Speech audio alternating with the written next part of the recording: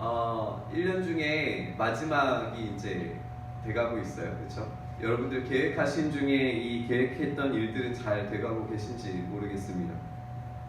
해마다 느끼는 건데요. 우리가 계획한 대로 이루어진 것보다 그렇지 못한 것들이 더 많은 것 같아요.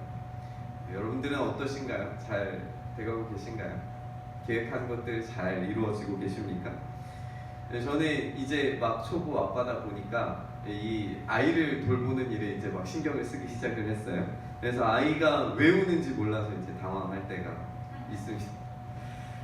1시간을 죽으라고 애가 우는데 더운가 싶어서 막 온도도 낮춰보고 들춰보아서 나가기도 해보고 하는데 애가 울음을 그치지를 않아요. 막 배가 고픈가 해서 젖을 물려보기도 하고 하는데 먹으려고 하지도 않고 1시간을 울고 난 다음에 보니까 기저귀가 젖어 있는 거예요. 제가 그래서 요즘에 제 아이한테 말끝마다 붙이는 말이 있어요. 수아야, 내가 아빠가 네 맘대로 되는 게 하나도 없지. 내가 아빠가 네 맘 몰라줘서 미안하다. 이 말을 제가 붙이면서 사는 것 같아요. 근데 언젠가 한번 제가 딸에게 이 말귀도 못 알아듣는 이제 막 50일 지나는 우리 아이에게 제가 이런 말을 해준 적이 있어요. 아빠도 네 맘이 뭔지 몰라서 미안하다. 네 맘이 뭔지 몰라서 참 미안하다. 네가 원하는 거를 해줄 수 없어서 참 미안하다. 그런데 아빠도 네 마음을 잘 몰라주지만 하나님은 너를 아신다. 하나님은 네 마음 아신다. 하나님은 네가 뭐가 필요한지, 네가 뭐가 아픈지, 네가 뭐가 지금 불편해서 그렇게 울고 있는지 하나님은 알고 계신다. 아빠도 모르지만 하나님은 알고 계셔. 그 이야기를 들려준 적이 있어요. 우리를 가장 잘 아시는 하나님께서 우리의 걸음을 인도하실 때 그 상황에 맞는 이유와 그 목적, 그것이 우리에게 있음을 우리가 신뢰할 수 있는지 오늘 이 말씀을 통해서 우리가 좀 생각해보고 나누기를 소망합니다. 오늘 본문의 제목이요, 이렇게 돼 있어요. 다윗이 사울을 피하여 굴에 있던 때에 라고 하는 말로 이 시편이 시작을 합니다.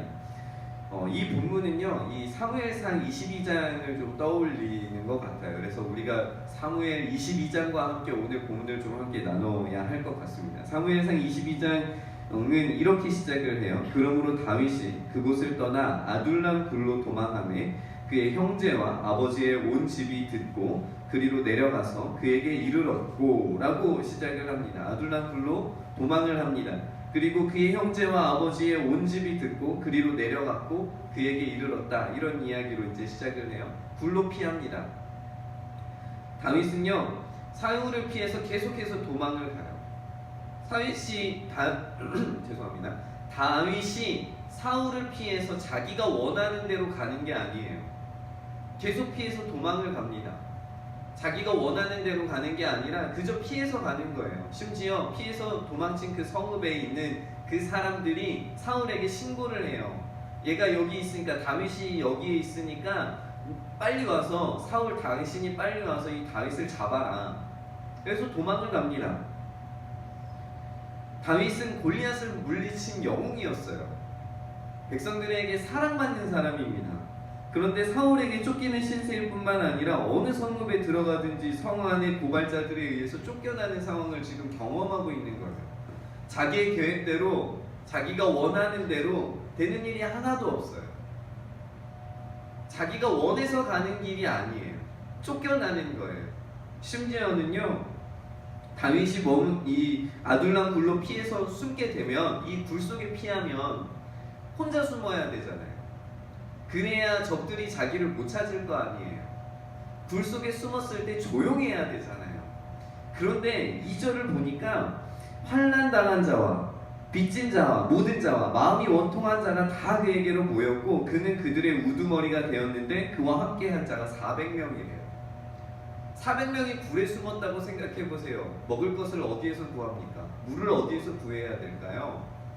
이 400명이 한꺼번에 움직이지 않으면 먹을 것, 입을 것, 쓸 것, 이것들 구할 수가 없어요. 그러니까 굴 밖으로 나갈 수밖에 없는 거예요. 그러면 다윗이 숨어 있기가 편합니까? 불편합니까? 불편하겠죠. 다윗이 숨을 수가 없는 거예요. 자기는 지금 혼자 숨기에도 바빠 죽겠는데, 자기가 혼자 숨기에도 갑갑한데 그 주변으로 400명이나 모였어요. 이 사람들을 책임져야 된대요. 나보고 책임지래요. 내가 원하는 책임이 아니에요. 그런데 굴 속에 400명이 지금 있는 거예요. 자기도 언제 죽을지 모르는 쫓기는 처지에 400명까지 책임져야 돼요. 자기가 원하지 않는 상황에 지금 놓여 있어요. 그래서 이 다윗은 결단을 합니다. 자기가 원하는 그나마도 안전한 곳으로 피신하기로 자기가 결심을 내려요. 그래서 한 게 뭐냐면 다윗이 거기서 모압 미스베로 갔대요. 모압 왕에게 하나님이 나를 위해서 어떻게 하실지를 내가 알기까지 나의 부모가 나와서 당신들과 함께 있게 하기를 청하나이다 하고 그 부모와 함께 모압 왕에게로 가요. 그리고 그 다음에 그들이 다윗이 요새에 있을 동안에 모압 왕과 함께 있었더라. 모압 왕과 함께 요새에 있어요. 왜 하필이면 모압이었을까요? 사실 이 모압이라고 하는 나라가 이스라엘에게 썩 달가운 나라는 아니에요. 이스라엘이 이제 막 출애굽을 했을 때 발람이라고 하는 선지자가 이 발람 왕을 통해서 모압의 이 왕을 통해서 거짓 선지자를 고용해서 이스라엘을 저주하려고 했던 나라가 이 모압이었고요. 이 모압의 여인들과 함께 이 이스라엘 사람들이 이 행음을 해서 이 간음을 해서 이 하나님이 이스라엘 사람들을 많이 죽이셨어요. 이 간음한 사건 때문에. 그리고 이 모압과 이 뭐 아무리 먼 친척 계열의 나라라고 하더라도 사이가 별로 안 좋아요. 그런데 왜 하필이면 다윗이 이리로 도망을 쳤을까요? 그 이유가 뭐냐면 이 우리가 성경에서 이 아름다운 이야기 중에 하나로 생각하는 것 중에 하나가 룻기잖아요. 룻이 누구의 증조 할머니죠? 다윗의 증조 할머니인 거예요. 그러니까 이 오늘 다윗이 하고 있는 일이 뭐냐 하면 자기가 어떻게 해볼 수가 없으니까 굴에 더 이상 숨을 수가 없어서 400명을 데리고 돌아다닐 수가 없어서 자기의 먼 친척벌 되는 사람들이 머물고 있는 모압으로 피난하는 거예요. 자기의 고향이 아닙니다. 이스라엘에서 그렇게 영웅 대접받던 사람이 자기들을 멸시하는 나라로 도망치기까지 마음이 어땠을까요? 그런데 거기에서 다행히도 왕과 함께 요새를 찾아요. 요새에 머무른대요. 그럼 그 요새에 있을 동안에는 안전할 거예요. 적국이에요. 사울이 함부로 침투해 오지 못할 거예요. 욕은 좀 먹겠지만 잠깐 동안 안정감은 누릴 수 있을 것 같아요. 그런데 5절이 우리에게 이 말씀의 아픈 부위인 것 같아요. 5절 말씀 한번 읽어볼까요? 같이 시작!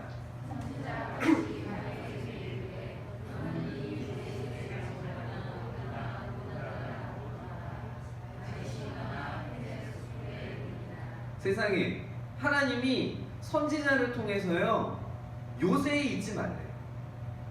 모압에 있지 말고 모압에 있는 요새에 있지 말고 숲으로 가래요. 광야로 가래요. 숨을 수 없는 곳으로 가래요. 여러분 이게 하나님이 우리에게 던져주시는 우리의 근심과 걱정, 우리의 아픈 부위가 아닐까 생각이 듭니다. 우리의 계획대로 되는 게 없어요. 우리의 마음대로 되는 게 없어요.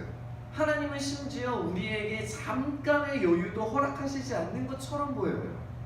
다윗이 모압성에 있을 때 얼마나 잠깐의 위로를 얻었겠어요.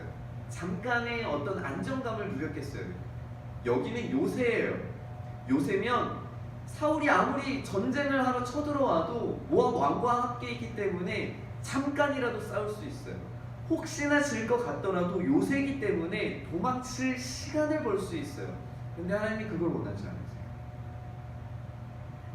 하나님이 선지자를 통해서 유다 땅으로 가라 했을 때 다윗이 여기에 지체했다는 말이 등장하지 않아요. 곧바로 움직인 거예요. 곧바로 숲으로 가는 거예요.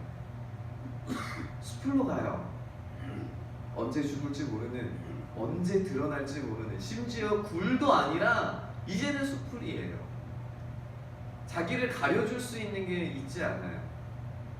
제가 그 유럽을 여행을 했었을 때 제가 비슷한 그 마음으로 기도했을 때가 있었어요. 제가 그 느와용이라고 하는 그 도시를 여행을 했는데 이 느와용은 칼빈의 도시여서 되게 조그마한 도시예요. 태어났던.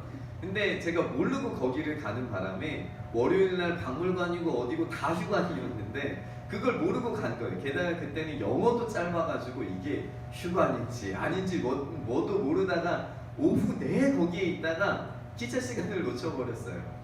그래서 원래는 파리에서 체코, 프라하 이렇게 가는 일정이었는데 기차를 침대칸 뭐 이렇게 해가지고 숙박 이런 것까지 한 3박 4일 일정들이 다 짜져 있었는데 죄다 캔슬이 돼버린 거예요. 그거 늦어가지고 연착이 돼서.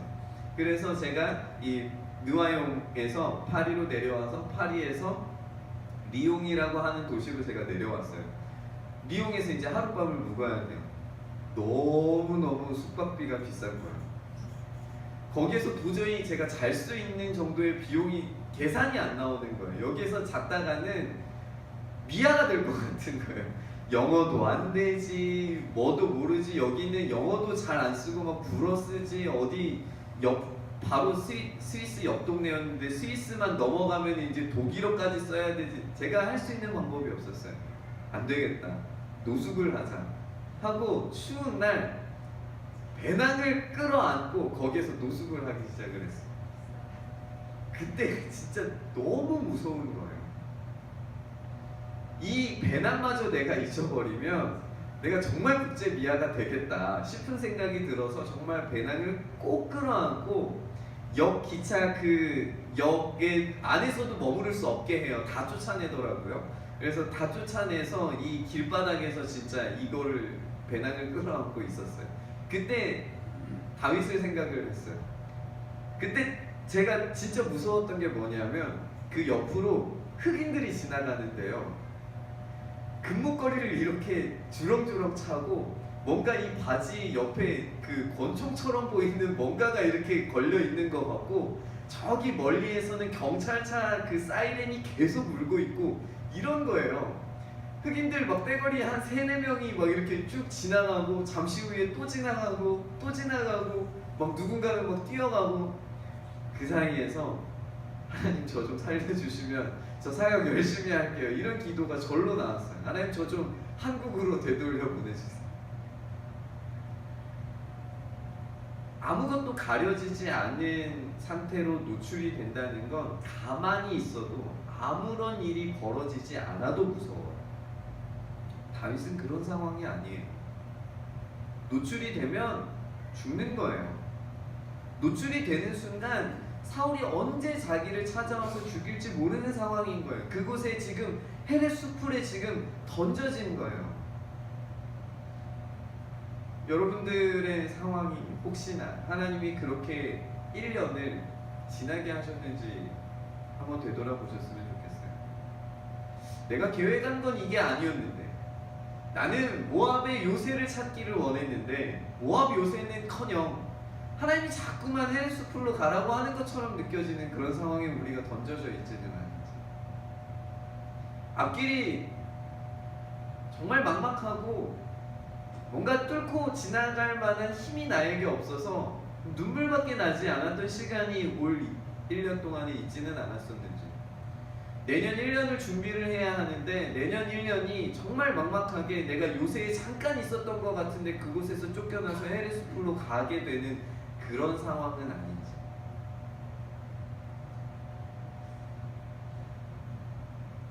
오늘 이 시편, 우리가 읽은 이 시편에서 다윗이 이 동굴에서 어쩌면은 헤레스풀에서 숨죽이고 조용히 있어야 할 오늘 이 다윗이 만약에 안간힘을 쓰면서 정말 그 가기 싫어하는 요새에서 나오기 싫어하는 다윗의 모습이었다면 오늘 이 시편이 오늘 이 57편이 그다지 우리에게 매력적으로 와닿지 않을 것 같아요.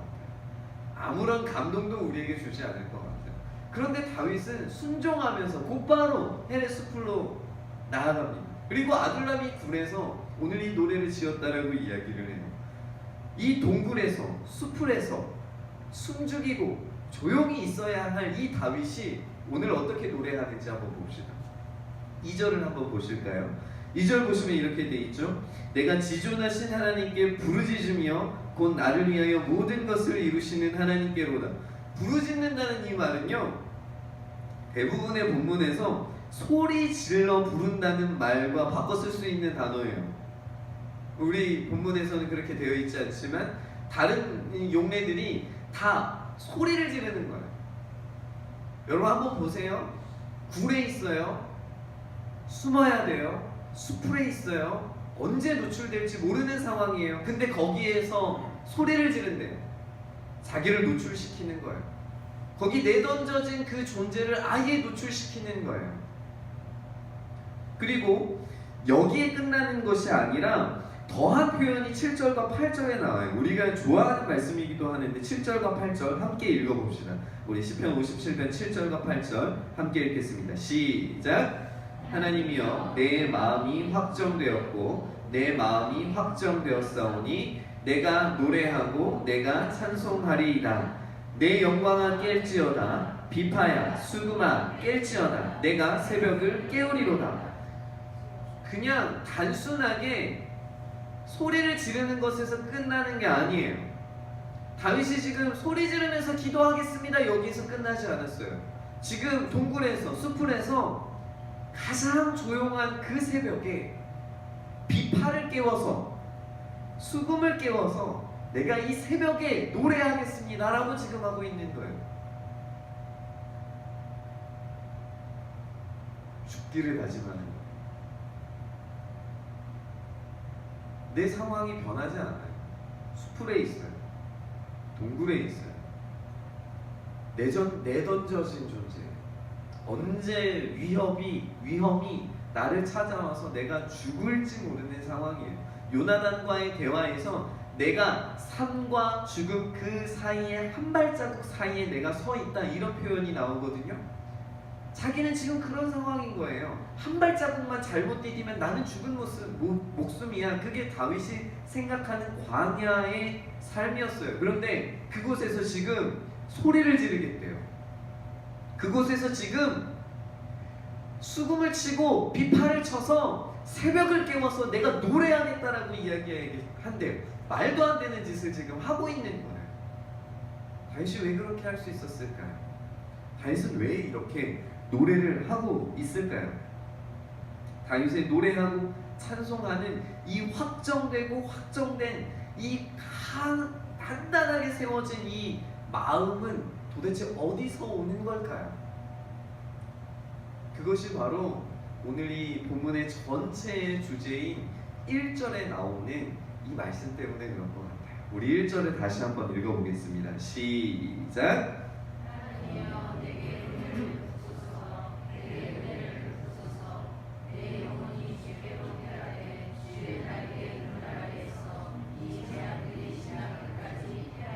아멘, 아멘. 하나님이여 내게 은혜를 베푸소서, 내게 은혜를 베푸소서. 이게 얼마나 간절한 표현이냐면요, 시편 22편에 보면 엘리 엘리 라마 사박다니 나의 하나님 나의 하나님 어찌하여 나를 버리시나이까 할 때 이 나의 하나님 두 번 반복하는 게 굉장히 절박한, 굉장히 절절한 부르짖음이에요. 여기에서도 하나님 내게 은혜를 베푸십시오, 은혜를 베푸십시오. 내가 주의 날개 그늘 아래 거하지 않으면 내가 곧 죽습니다. 내가 그 날개 아래 거하지 않으면 내가 지금 당장이라도 죽을 수 있습니다. 그런데 내가 그 아래에 내가 피합니다. 하나님 은혜로 나를 덮어주십시오. 그러면 내가 부르짖어도 안전하고 내가 새벽을 깨워도 안전하고 내가 무슨 짓을 해도 그 안에서 주님을 찬양하는 내 영혼 가운데 안전할 수밖에 없습니다. 이 노래를 하고 있는 거예요. 여러분 1년 동안 우리의 계획들이 내 마음대로 되지 않았고 우리의 계산한 대로 우리의 가계가, 우리의 상황이, 형편이 나아지지 않았고 오히려 우리가 동굴에 쫓기고 헬의 수풀에 던져지고 그렇게 억울하고 답답한 상황이라 할지라도 하나님 한 분의 하나님의 그 은혜의 날개 아래 피할 때 우리가 안전할 수 있는 줄 믿습니다. 우리가 그 안전한 주님의 그 날개 아래 거할 수 있기를 소망합니다. 하나님이 우리의 눈물을 닦으시는 날은 우리가 생각하는 그런 안정감 있는 날이 아닐 수도 있어요. 이게 중요해요. 하나님이 우리에게 위로를 주시는 때는 모압의 요새에 있을 때가 아닐 수도 있어요. 하나님께서 우리를 깊이 만나 주실 때는 그 안정감 있는 곳이 아닐 수 있어요. 우리의 계획대로 되지 않는 순간일 수 있어요. 제가 이제 결혼한 지 이제 막 1년이 됐어요. 지난주 주일날이 1주년이었어요. 그래서 주일날 제 아내에게 선물을 하나 줬어요. 아내도 모르는 이야기예요. 지금 새로운 이야기. 원래 제가 준 그 목걸이에 사연이 있어요. 원래 그 목걸이는 제가 처음 제 아내를 만나자고 교제하자고 고백하려고 했을 때 샀던 목걸이였어요. 그런데 제가 그 목걸이를 가지고 제 아내에게 처음 이제 교제하려고 시작했을 때 제가 아내에게 대차게 차였어요. 그래가지고 제가 그 목걸이도 꺼내지 못한 채 제가 차였어요. 근데 제가 그때 상황이 어떤 상황이었냐면 이제 29살, 30이 갓 넘어서 군대를 전역을 했어요. 남들은 20살 초반에 전역할 때 저는 30이 넘어서 전역을 한 거예요. 그러니까 나이는 먹었죠. 군대도 늦게 다녀와서 막 뭔가를 해보려고 해도 이제 제 기준으로 뭐가 되려고 하는 게 없어요. 돈을 모아놓은 게 있느냐 그런 것도 아니에요.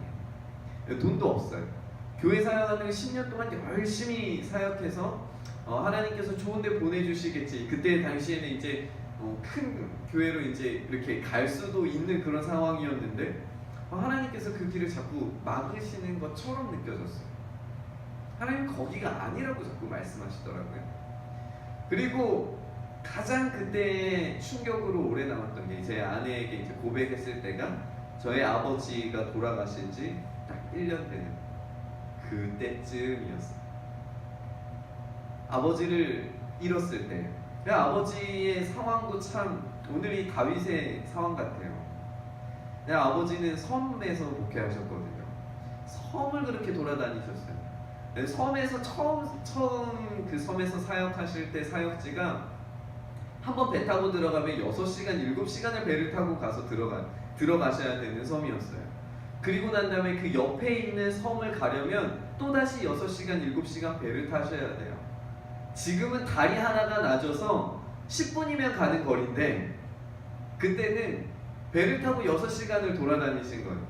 거기에서 주일학교 아이들 만나서 그 주일학교 여름성경학교 해주고 6시간 배를 타서 원래 교회 예배 드리시고 다시 6시간 배를 타고 육지로 나오셔서 학교를 가시고 험난하죠. 그러고 난 다음에 좀 좋은 데로 하나님이 부르셨으면 모를까 또다시 섬으로 부르셨어요. 그 다음에 간 데가 시골 괴산 골짜기였어요. 그리고 난 다음에 가게 하신 데가 여수, 거기에서 개척을 하셨어요. 그리고 난 다음에 성도가 모이지 않았어요. 열심히 이단들을 대항하는 연구를 하셨는데 결과물이 그다지 썩 좋지 않았어요. 그리고 난 다음에 아버지가 암으로 한 5년 투병하시다가 돌아가신 거예요. 억울함이요 그대로 저한테 오는 거예요.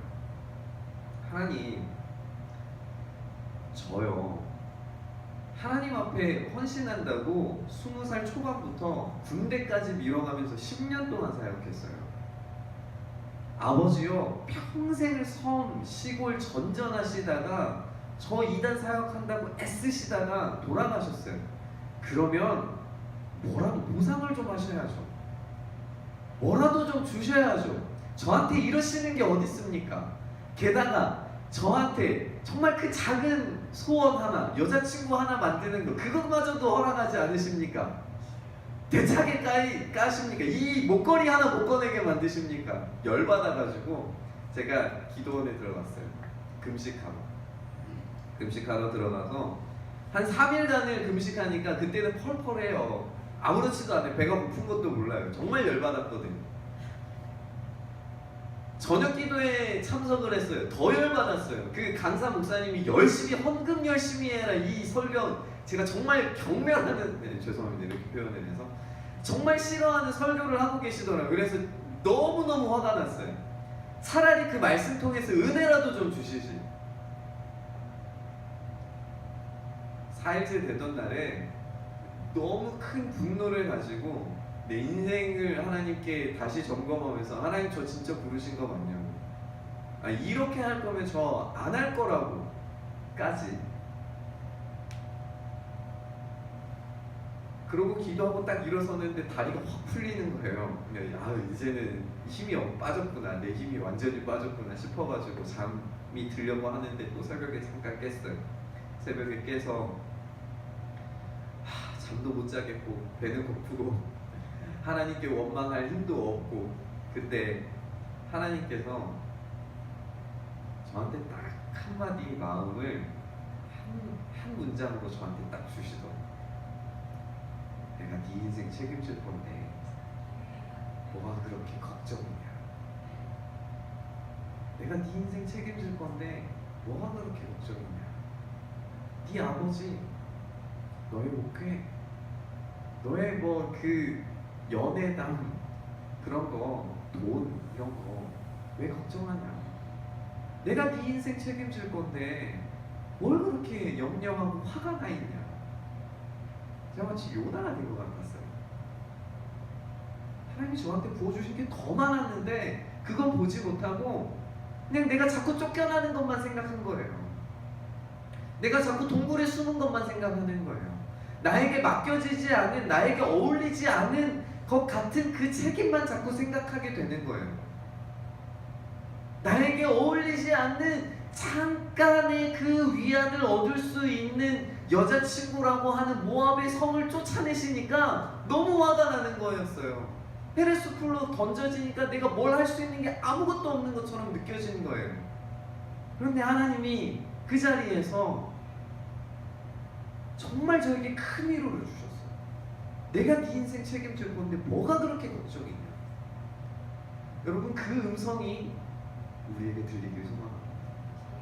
오늘 그 음성이 다윗이 들었던 음성이에요. 내가 너 책임진다. 내가 너 책임진다. 내가 너 지켜준다.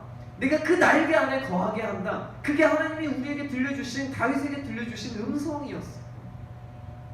우리가 그것을 참되게 의지할 때 하나님께서 우리에게 주시는 위로가 넘칠 겁니다. 제가 그 음성을 듣고 난 다음에 마음을 바꿨어요. 정말 마음을 바꿨어요. 제가 금식이 끝나고 난 이후 그 마지막 날이 제 아내, 지금은 아내가 됐지만 그 전에는 이제 나를 차버린 나쁜 애 생일이었어요. 그래서 제가 꽃과 케이크를 들고 찾아가서 딱 주고 맛있는 밥 한 끼 딱 먹고 그 다음부터 연락을 하지 않았어요. 완전히 끊었어요. 그랬더니 저한테 오더라고요.